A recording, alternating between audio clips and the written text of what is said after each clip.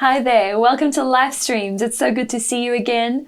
We are here once more together. I'm here with my dad, Pastor Tom. My name is Kirsty. And as we have been for the last few months, we just get together and talk about the things of God and what God's doing and the things that my father's experienced in God. And we just have great chats, don't we, Dad? Yes, we do. We've had some great chats. It's been excellent. I've enjoyed it. Yeah, really enjoyed it. I have too. It's been really cool, actually. It's been great to have a format where we can talk about these things. Yes. Some things we haven't talked about for ages, so it was great to revisit them together. But today we just wanted to do one more. And what story do you have for us today, Dad?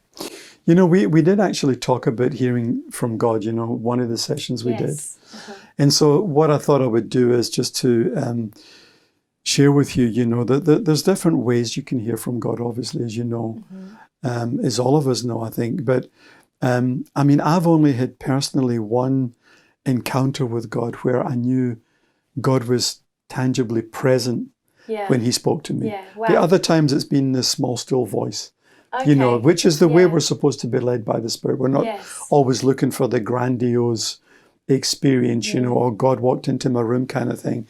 And so, you know, but this particular occasion, it was early on in my ministry, Kirsty. At that time, I was a music director at Rhema.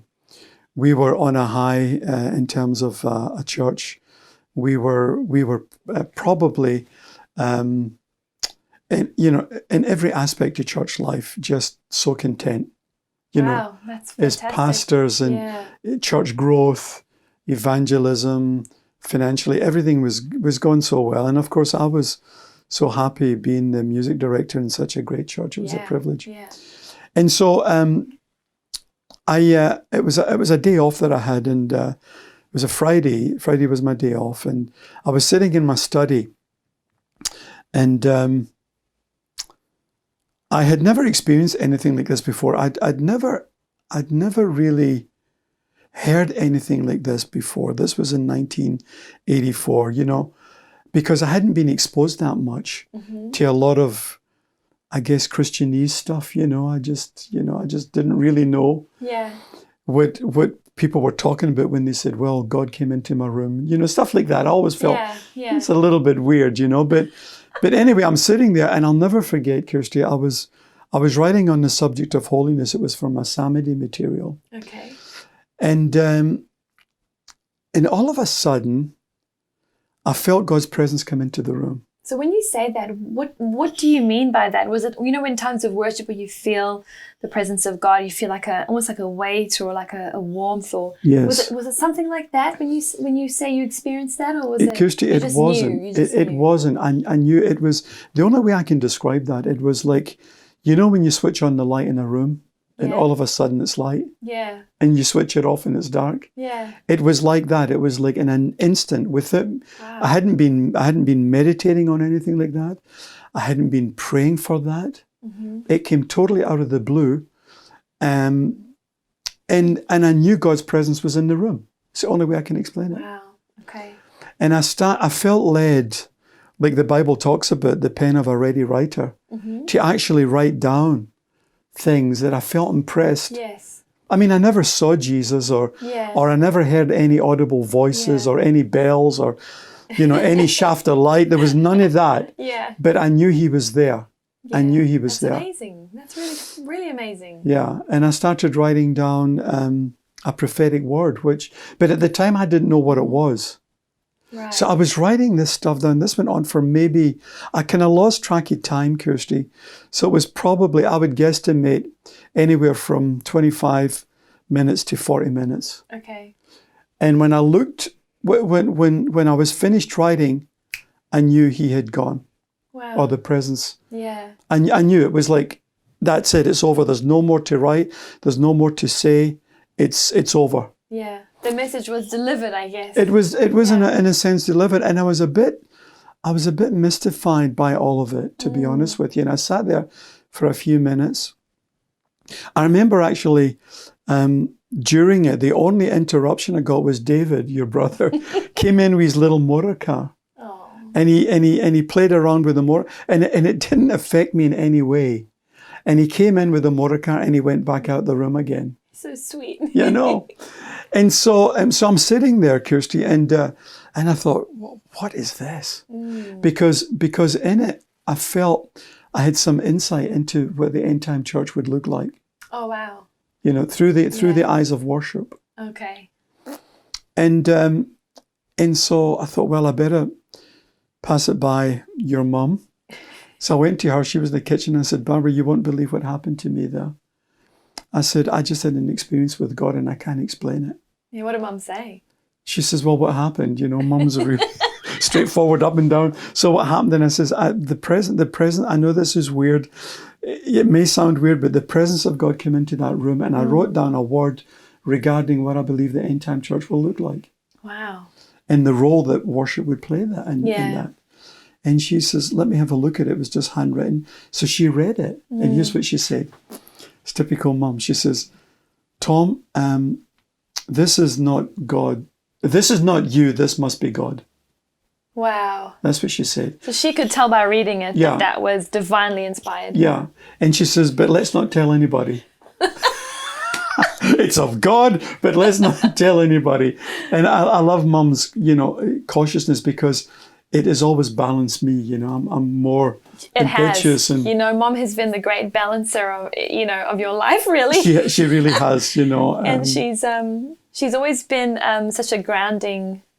Amazing. But she obviously moves in the spirit, but she's very good at sensing the right timing of things. She is. And so she probably knew it wasn't the right timing to release that or tell anyone about it just yet. Yeah. So I thought, well, that's right then, So I thought I'll sit on this. And so, I go to bed and I find my sleeping is disrupted. Really? I can't sleep.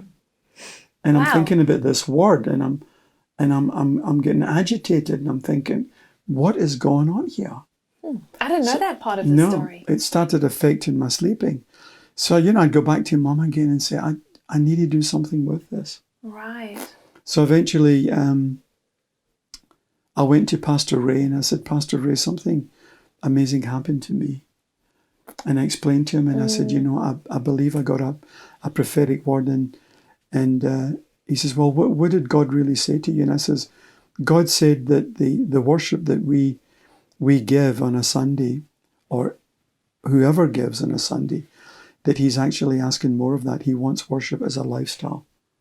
So I used that terminology way back in 1984. Wow. So people use that terminology and a lot of people have heard that. But back when you received that revelation, that wasn't really something people talked about much, was it? No, I had never heard of it. So Pastor Ray said to me, Tom, what does it mean? He asked me and I said, well, God's shown me to develop a school to teach worship as a lifestyle so that local churches can teach it, because that's the burden I felt God say. Right. I felt God say, my people sitting in the pews, most of them don't understand what to develop a worship lifestyle actually is. So when I told Pastor Ray, I said, what do you think, Pastor Ray? And he said, here's what he said. I've always admired him so much. He said, Tom, I trust you. Wow. I said, well, I want to start a school. And so I started a Sunday school in the church, and the rest is history, Wow, that's incredible. Yeah. But it was that encounter.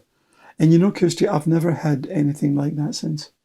Wow. So it was just that one time, it was a specific anointed time, I guess. Yeah, and here's the thing about it, God can speak to you. And it takes, for me, it was about 30 minutes. But you can spend a lifetime processing that. Yeah, wow. Even just outworking it. Yeah, I have spent a lifetime processing. Yeah, wow. That encounter for say 30 minutes. That's incredible, Dan. Yeah. And I think the fact that you have processed it and you've taken the journey and the step of faith to create, Psalmody and the School of Worship and the whole course and everything. People have actually taken up that course and you've really been able to deliver the message that God gave you in that time. And still doing it. And, we're looking now at developing a whole new kind of way to approach it. And so, we're talking about a consciousness of God. what is worship? Worship is basically developing a continual consciousness of God. I like that a lot. And then responding to that consciousness. Yes. So, that's so good. So now there's a whole group of people out there, and I feel so rejuvenated at this moment, because I feel I've got to rewrite this. And I'm, pretty much done a lot of that already, and get it out there to a whole new generation. Wow, that's exciting, Dad. Yeah, it is. That's one thing that Dad's always been doing, is writing something new. So it's not a new book, then that. It's more psalmody levels. But I can see you revved up again. I'm revved up. I'm ready to go. Ready to go. Yeah, developing a consciousness of God through worship. It's so good, Dad. It's fantastic. Thank you, Kirsten. It's so awesome. Well, we have enjoyed so much, haven't we, Dad? Just sharing these small stories and experiences. We want to just thank you so much for joining us and coming on this journey with us.